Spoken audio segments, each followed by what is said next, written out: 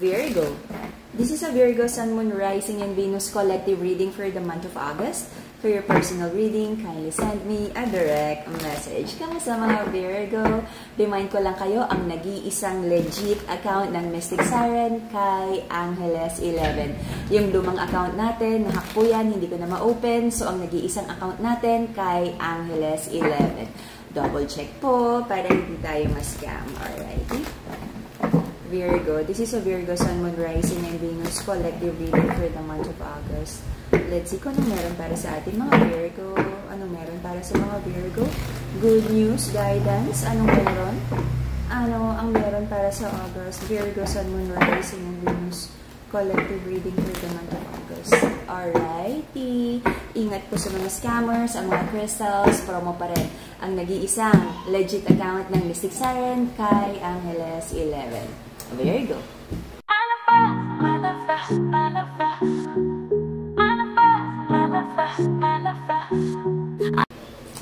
Right now, nag-hold back ka ng pagtitiwala, offer of love, yung care sa isang taong naging importante sa buhay mo. Sabi mo, pagod ka nang mag-care sa kanya, magmahal, kasi parang you feel unrequited yung mga binigay mong pagmamahal. Pagod ka nang ipaglaban, you feel na parang ikaw lang naman yung may willingness na maging maayos to, na maging long term to. Yung person mo, pa-chill-chill, puro pangako, wala naman talagang nagmamaterialize sa mga bagay na sinabi, pinangako at inapologize niya sa'yo. Kung may mga naging pagkakamali in the past, hindi mo nakitaan ng change behavior ang mga apology na to. Okay? Right now, malinaw sa'yo na hindi naman ready ang person mo. Meron ding mga umiikot na trust issues here, but I feel, for now, iniiwasan to ng person mo. Okay? Nagkaroon ng, you manifested victory sa situation na to, but right now, I feel medyo umaayos naman. Okay? Ito yung like, energy ng person mo na kapag nagagalit ka, nagtatampo ka, bumabait, umaayos ng konti, pag nakita niyang okay na kayo, unti-unti, parang bumabalik naman siya sa dati. Okay? Nagkaroon ng sadness here because sabi mo, ganito ba talaga? Paano pag hindi siya nagbago? Ito ba talaga yung long term nito? Gusto mo lang namang maramdaman na pareho kayong fully committed sa connection na to, but hindi ganon ang nakikita mong pattern of behavior sa person mo. Sabi mo, baka mas okay na for now, unahin mo yung sarili mo, not really to be selfish, but it feels like for you, gusto mo munang i-prioritize yung healing mo, personal growth mo, career mo. Okay? Naging atras-abante ang connection na to. Sometimes you feel secure, sometimes you feel ang cold ng person mo, hot and cold energy. Sometimes you feel na umaayos na unti-unti, but sometimes you feel na baka mag-break na naman kayo anytime soon. Marami ding inaayos sa finances here, especially yung feminine. Pagdating kung sa connection na mag-asawa, I feel common yun na mapagtalunan ang pera. Okay? Marami din kayong inaayos. Alam mo, sa setup na mag-asawa, pati pagpapalaki sa bata, parang hindi kayo healthily nagko-co-parent, parang yung isa ganito yung gusto, tas kinokontra, you know, hindi team na parang nagkakaroon pa ng team mommy, team daddy here, parang dahil may disagreement sa parents, ang pangit, no? Parang ang selfish ng energy na ginagamit yung bata to hate the other parent. You know, that kind of manipulation, mayroong ganun dito. Okay? And hindi yun nakakabuti para sa bata. Kasi it's like parang baka hindi magkaroon ng tamang disiplina yung bata kasi kung meron siyang gustong gawin, kung hindi pabor yung isang parent, doon siya sa kabila magsasabi because alam niya pag like dinis-approve yung gusto niya, i-approve ng kabilang parent para asarin yung isang parent. You know what I mean?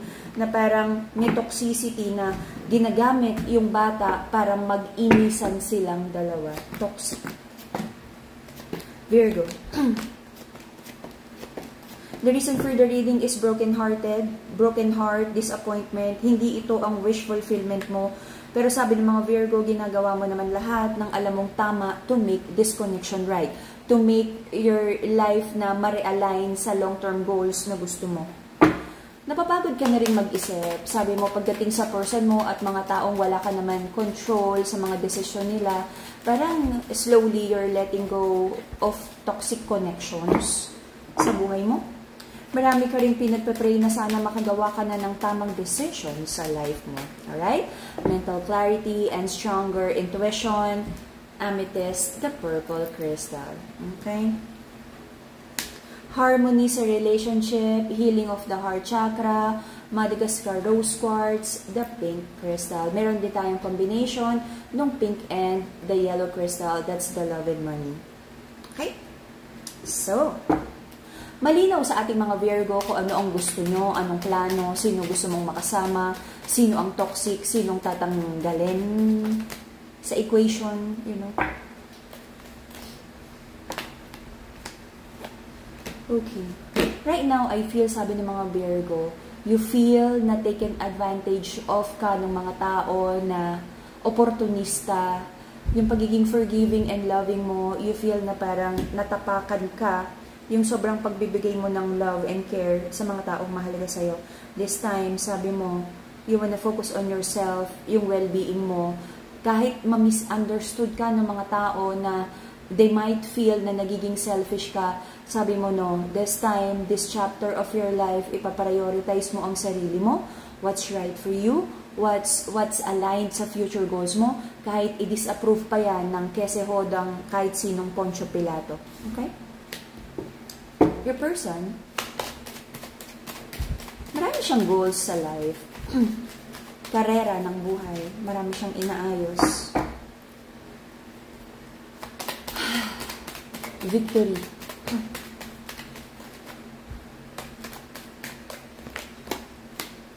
More about goals, pareho kayo na parang sa dami ng naging disagreement sa connection na to, parang bahala ka na sa buhay mo, ayusin mong buhay mo, ayusin mo ang buhay niya.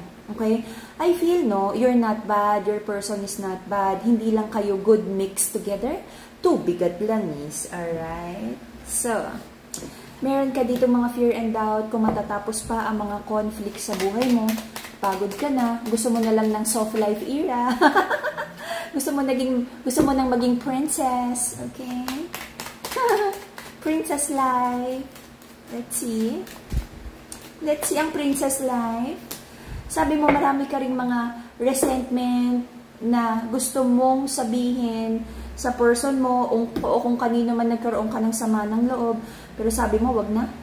Parang hindi naman kayo nagkakaintindihan. Wag na. Parang gusto mo na lang baliwalain pero magde-detach ka. Alright?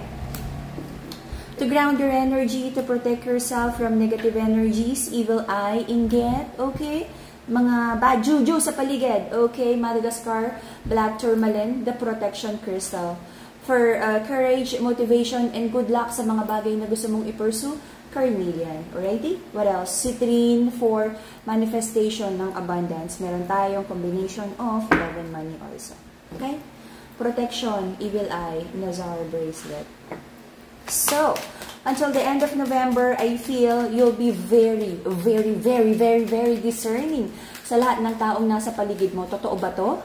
Toxic lang ba to? Matatrap ka na naman ba sa toxic friendship, toxic relationship, or family situation? Ayaw mo na.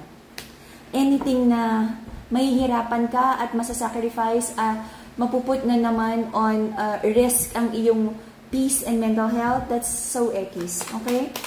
May isang connection dito na sabi mo napakasinungaling, wala ka ng tiwala.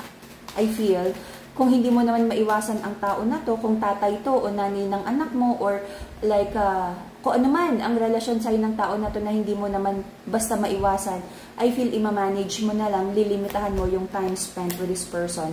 Maraming non-negotiables at ekis na ginagawa tong tao na to, hindi mo gusto. Meron ding isang love situation dito na you have really to release, forget, cut cords. Kasi parang hanggang ngayon, same old, same devil, different face. May toxicity about third-party situation, ego, and bad habits sa relationship na paulit-ulit lang. Wala pa akong nakitang pagbabago sa person na to. Cut cords, let go, Virgo. Alright?